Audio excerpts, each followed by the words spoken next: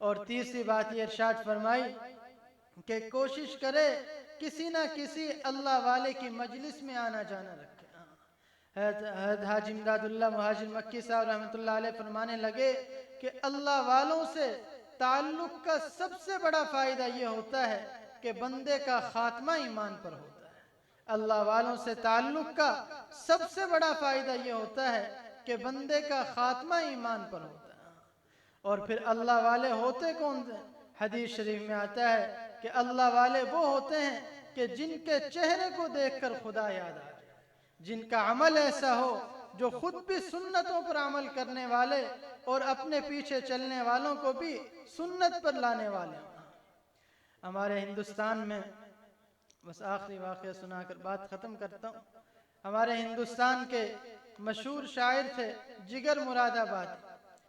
ان کے بارے میں آتا ہے، ان کے دوست تھے خواجہ مجذوب الحسن رحمۃ اللہ علیہ، جو ہے تھانوی صاحب رحمۃ اللہ علیہ کے بیت تھے اور ان کی صحبت میں رہنے والے تھے۔ تو ایک مرتبہ یہ جگر مراد آبادی صاحب سے ملنے کے لیے آئے اور کہنے لگے، ان سے جب آ کر ملے، پرانے دوست تھے، پرانا تعلق تھا، تو جگر مراد آبادی صاحب کہنے لگے خواجہ صاحب آپ کی یہ کیا حالت ہوئی؟ آپ نے چہرے پر داڑھی بھی رکھ لی ہے، کرتا شلوار پہنا ہوا، سر پہ پگڑی باندھی ہوئی، آپ کی پہلی حالت تو ایسے نہیں تھی، یہ آپ کے اندر تبدیلی کیسے ہے؟ تو حضرت خواجہ صاحب رحمۃ اللہ علیہ فرمانے لگے کہ اصل میں تھانہ بھون میں ایک بزرگ ہیں، میں ان سے بیعت ہو گیا ہوں اور ان کی نیک صحبت میں بیٹھنے کی وجہ سے میرے اندر یہ تبدیلی آ گئی۔ تو جگر مراد آبادی صاحب کہنے لگے کہ کیا میں بھی ان کے پاس جا سکتا ہوں؟ تو انہوں نے کہا ہاں ضرور جا سکتے ہو، کیوں نہیں؟ لیکن جگر مراد آبادی صاحب کہنے لگے کہ میری ایک شرط ہے، وہ شرط یہ ہے کہ میں وہاں جا کر بھی شراب پیوں گا، کیونکہ جگر مراد آبادی صاحب شراب بہت پیتے تھے، اتنی شراب پیتے تھے کہ جب وہ پی لیتے تھے تو گھر کا رستہ بھول جاتے تھے، تو دو آدمی پکڑ کر ان کو گھر پہنچا کر آتے تھے، تو شراب بہت پیتے تھے۔ تو کہنے لگے کہ میں وہاں جا کر بھی شراب نہیں چھوڑوں گا، شراب پیوں گا وہاں۔ تو خواجہ صاحب کہنے لگے کہ یہ تو آپ نے بڑی عجیب شرط لگائی، لیکن میں حضرت سے پوچھ لیتا ہوں، اگر حضرت اجازت دیں گے تو مجھے کوئی اعتراض نہیں ہو۔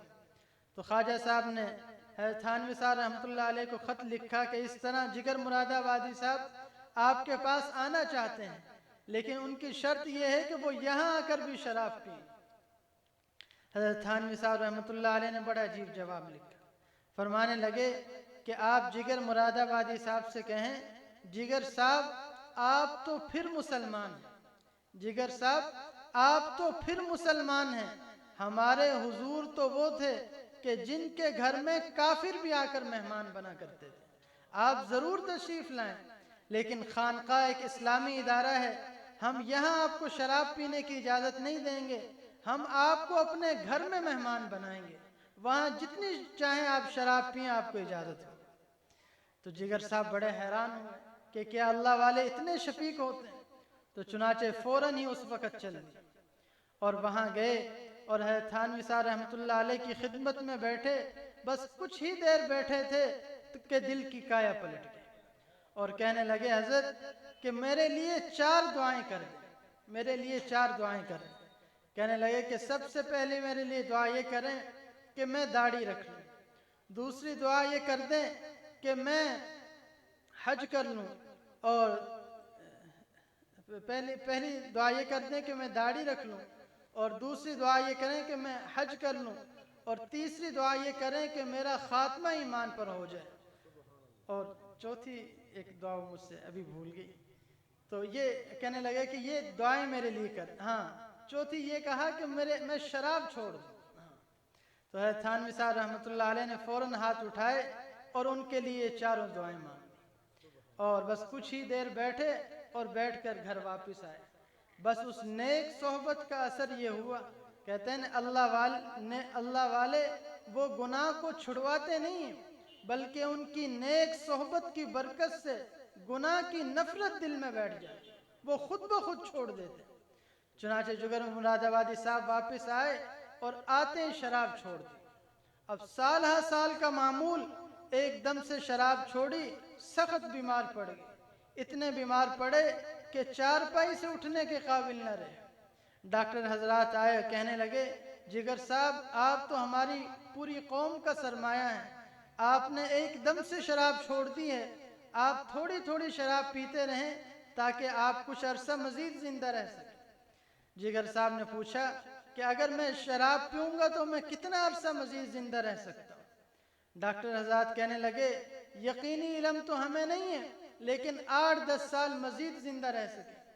تو جگر صاحب نے بڑا عجیب جواب دیا، کہنے لگے کہ میں نے اتنے سال اللہ تعالیٰ کی نافرمانی کرتے ہوئے شراب پی ہے، اب اللہ تعالیٰ کی فرما برداری میں مجھے شراب چھوڑنے کی وجہ سے موت آتی ہے، یہ مجھے قبول ہے لیکن شراب پینا مجھے قبول نہیں ہے۔ اللہ بس ان کی اس استقامت کی برکت سے اللہ تعالیٰ نے ان کو صحت بھی دے دی۔ پھر جب صحت مند ہوئے تو حج کا ارادہ کیا اور حج کے چلے۔ یہاں پر ایک اور بات پہ عرض کر دوں، ہمارے ہاں بعض دفعہ بعض لوگوں کی پہلی حالت اچھی نہ ہو اور بعد میں وہ ان کی حالت درست ہو جائے تو وہ ان کو طعنہ دیتے ہیں اور اس میں یہ کہتے ہیں سو چوہے کھا کے بلی حج کو چلی۔ یا اس پر غالب کا بھی ایک شعر ہے کہ کعبہ کس منہ سے جاؤ گے غالب، شرم مگر تم کو نہیں آتی۔ ہمارے حضرت مولانا احمد شاہ پرتاپ گڑھی رحمۃ اللہ علیہ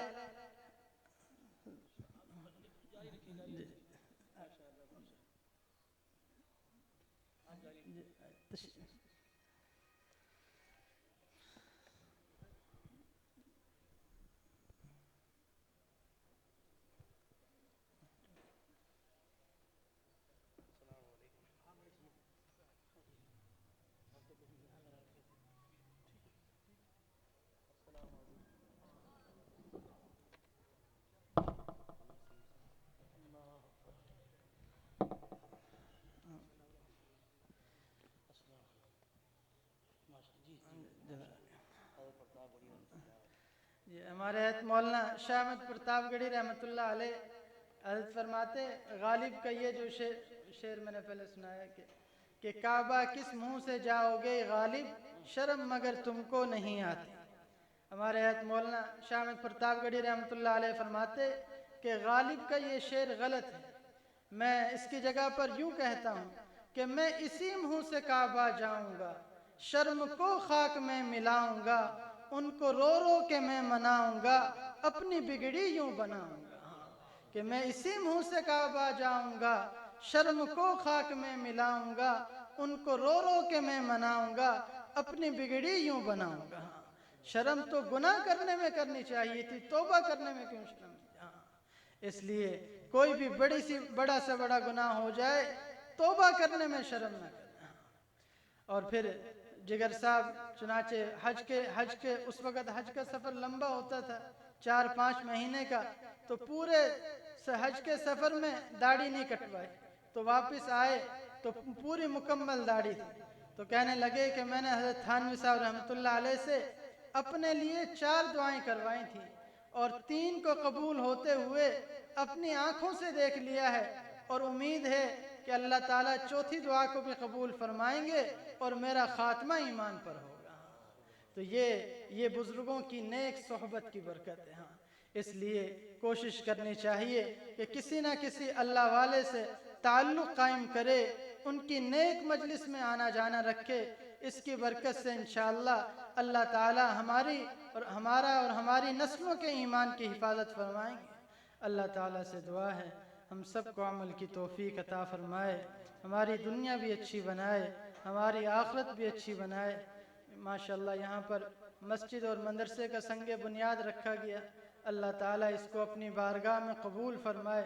ہمارے شیخ الاسلام حضرت مولانا سید حسین مدنی رحمۃ اللہ علیہ حضرت فرماتے کہ کوئی آدمی قیامت تک زندہ نہیں رہ سکتا، کوئی آدمی قیامت تک زندہ نہیں رہ سکتا، لیکن قیامت تک زندہ رہنے والا کام کر سکتا ہے۔